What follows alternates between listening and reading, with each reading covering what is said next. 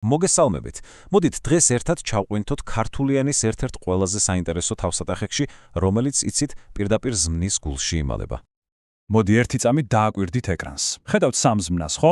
აგორებს, გორდება, გორავს. სამივეს ერთი და იგივე ფუძე აქვს გორ, მაგრამ რამხელა სხვაობაა მნიშვნელობაში. როგორ ხდება ეს? აი პასუხი სწორედ ქართული ზმნის ერთ დიდ საიდუმლოშია, მის გვარში. ამ საიდუმლოს რომ ჩავწვდეთ, აი ეს გეგმა გვაქვს.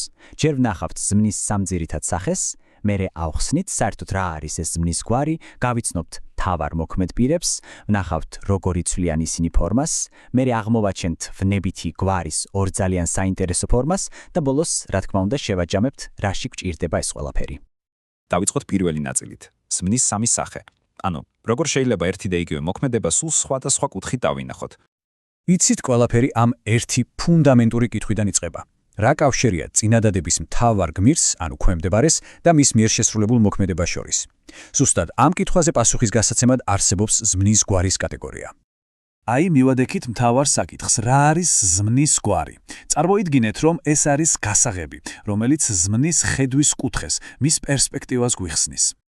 ძალიან მარტივად რომ თქვათ, ზმნის გვარი არის ერთგვარი გრამატიკული კოდი, რომელიც ზუსტად გვეუბნება, რა დამოკიდებულებაა სუბიექტსა და მოქმედებას შორის.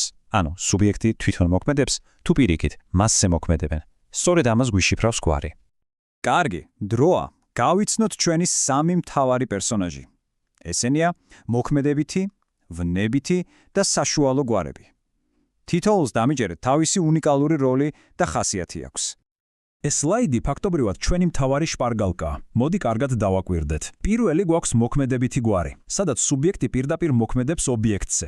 მაგალითად, აგორებს ქვას. მეორეა ვნებითი, სადაც სუბიექტი პირიქით განიცდის მოქმედებას, ანუ მასზე მოქმედებენ, გორდება. და მესამე, საშუალო, სადაც სუბიექტი კი მოქმედებს, მაგრამ პირდაპირ ობიექტის გარეშე, უბრალოდ გორავს. მოდი ახლა ცალ-ცალკე ჩაუღრმავდეთ. მოქმედებითი გვარის მთავარი გმირი ყოველთვის აქტიური, მოქმედი პირია. აქ სუბიექტი არის ენერგიული შემსრულებელი, რომელიც თავის მოქმედებას პირდაპირ ობიექტზე მიმართავს.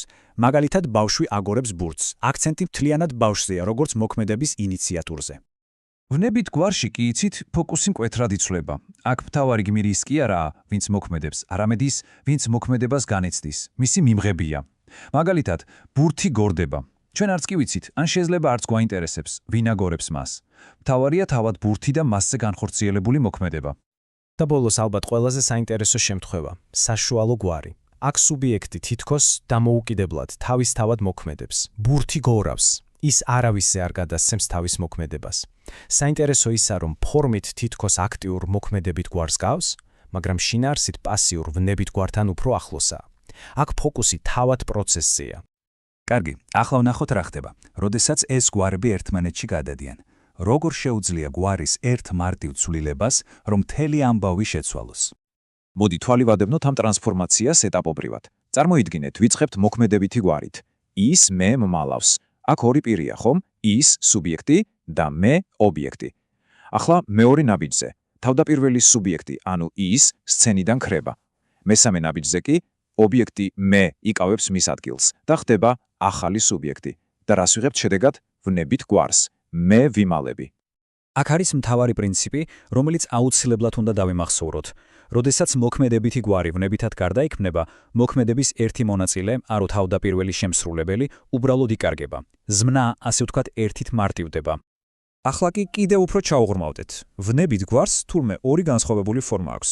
და მთავარი კითხვა აქ არის, მოქმედება პროცესშია, თუ უკვე დასრულებულ შედეგზე ვსაუბრობთ. აი ეს მართლაც ძალიან დახვეწილი და ლამაზი განსხვავებაა ქართულში. შევადაროთ. მთებს შუქი ეფინება. ეს არის დინამიკური ვნებითი. ჩვენ თვალწინ ვხედავთ პროცესს, მოძრაობას, ხომ?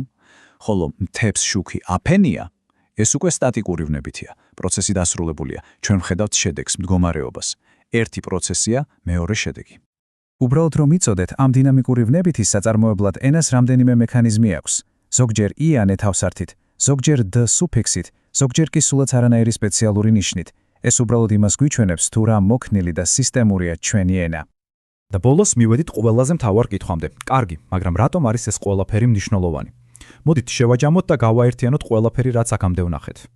იმიტომ რომ ზმნის გვარი არ არის რაღაც მშრალი მოსაწყენი გრამატიკული წესი. არა, ეს არის მოქმედების ხედვის კუთხე, თხრობის პერსპექტივა. გვარი გვეუბნება თუ ვინ ან რა დგას ამბის ცენტრში.